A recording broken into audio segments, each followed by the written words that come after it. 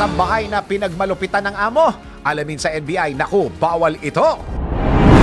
Alamin kung bawal o hindi. Dahil kung di mo alam to, kaso ang kakaharapin mo sa NBI. Naku, bawal ito.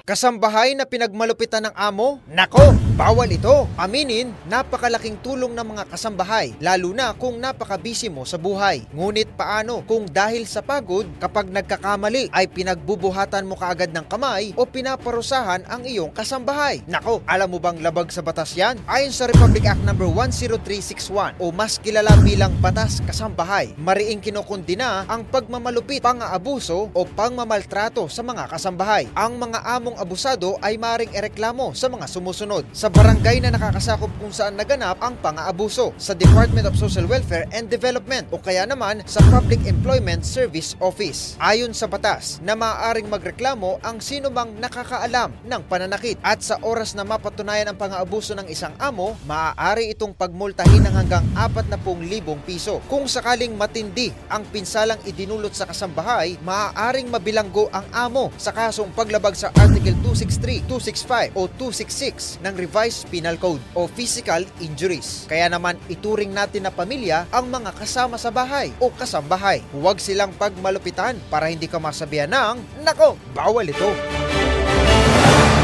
Thanks for watching. Ito po ang Aliw Broadcasting Corporation stations DWIZ 882, DWIZ News FM Regional, Home Radio 97.9, DWIZ News TV at Aliw Channel 23 nationwide. Kami po'y nagbabalita ng tama, naglilingkod ng tama. Like, subscribe, and follow.